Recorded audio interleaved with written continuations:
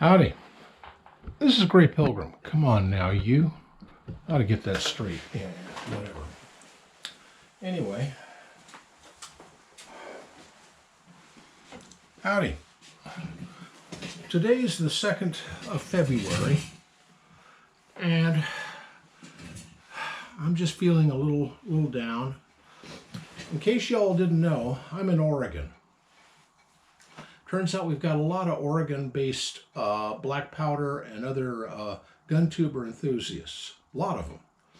One in particular is Paul Harrell. Well, Paul he's been diagnosed with pancreatic cancer and he's a good man. He is such a good man. And he's taught so many people so much about firearms and their use and just stuff. I mean, and he's Shatner-esque in his portrayal, and he's just a good man. Well, there's another called the Czar's Tailor, and he's a new and upcoming one, and I highly recommend him. Find him on YouTube. He has a Beaumont Adams that is just to die for, and he's an absolute genius at making costumes for various periods in time, the Crimean War, all kinds of periods. Just he knows his stuff. But I'm sort of an eclectic guy. But one thing I really enjoy. This is my clone of a Spiller and Burr. Pretty cool. This is a clone of a Griswold and Gunnison. By the way, if you ever get this, they come with plastic grips. I got these, I forget, I think a Buffalo Trader or something, and they're actually for a single action army, and they fit like a champ on this one. This is a Dance Texas revolver, again a clone, but it's kind of cool. It's in .44, and it's it has flat areas here where it ought to be rounded. That was to save material, I think. But it does have a tendency to do a backblast on you, but it's kind of cool. And this is a Leech and Rignan, I think. Yeah, Leech and Rignan. Again, all of mine are clones. And then there's the mother of them all, the behemoth, the New Orleans Lamott, General Beauregard's revolver. This one's in .44. The originals were in .41 with a, I don't know, what's that, about a 20 gauge, 16 or 20, no, it's about 20 gauge grape shot barrel on it. It's quite a formidable weapon, but it is heavy as all get out. It's one of those that you want, you buy it, you shoot it once, and then you hang it up because it's too unwieldy to actually use. But it's cool. Anyway. On the subject of black powder and black powder revolvers, there's a guy named Carl who does a channel called Black Powder Enthusiast.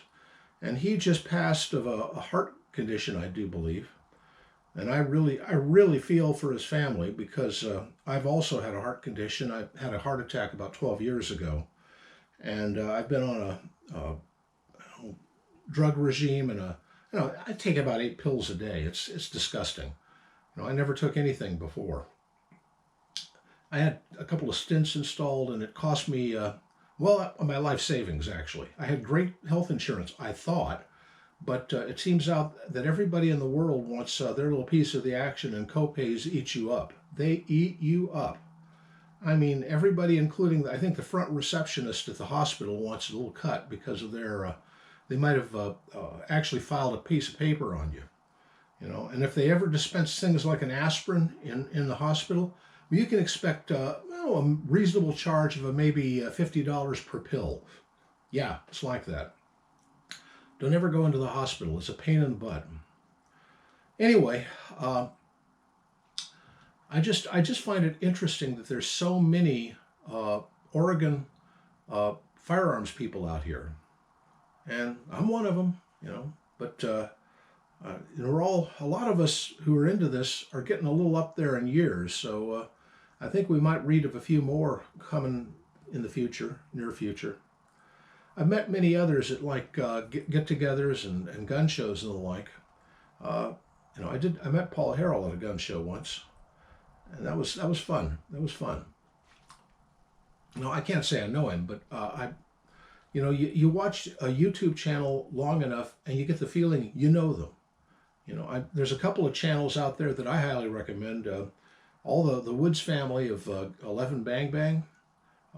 Garrett is just such a good man, and so's Ethan, and you know, they're all just good down home folks. They're folks, and that's hard to find in today's world.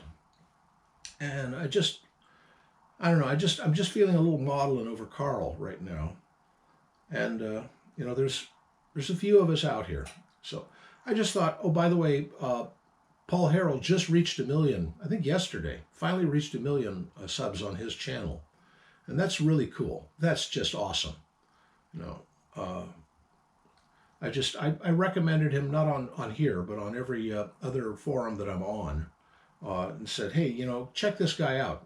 Gave a link to his channel, and then explained that we were trying to reach 1 million. And I think in my small way, I may have helped in that. Anyway, nothing more else to talk about. You know, my collection of Civil War Confederate revolvers. Oh, I've got others like 1851s and the like that. But, you know, I mean, every officer who fought in the Civil War, probably most of them, were graduates of West Point. And at West Point, when you were a cadet there, it was pretty common to go over to the Colonel Colt and order yourself a new revolver to wear. So when you got assigned your commission and your troops in the Confederacy, well, you carried along that Colt with you. There were a lot of them out there with, I mean, dragoons and walkers, everything in the world. They had every kind of gun you could think of.